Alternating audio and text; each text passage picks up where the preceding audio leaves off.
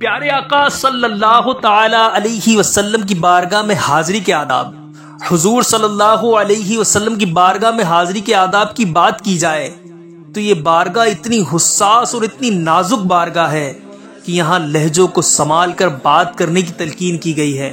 یہاں حضور پاک صلی اللہ علیہ وسلم کی بارگاہ میں حاضر ہونے کے لیے بے حد آداب سکھائے گئے ہیں۔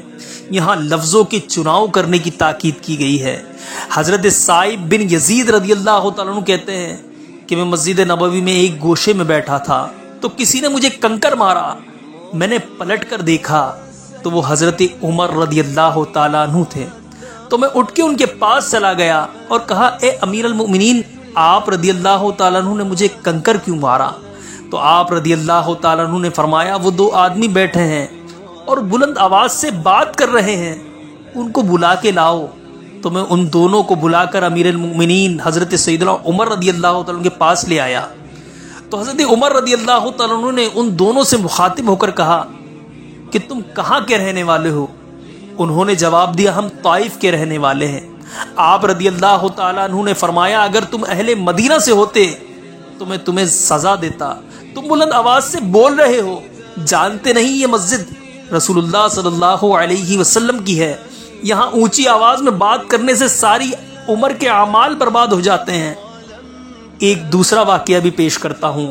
امام مالک رضی اللہ تعالیٰ عنہ جیسا عاشق رسول صلی اللہ علیہ وسلم بھی کوئی نہیں۔ آپ رضی اللہ تعالیٰ عنہ نے 40 سال تک روضہ انور کے پاس بیٹھ کر درس حدیث دیا ہے، اور 40 سال میں ایک بار بھی ایسا نہیں ہوا کہ حدیث کی کتاب کے ورق کے پلٹنے کے بھی آواز پیدا ہوئی ہو۔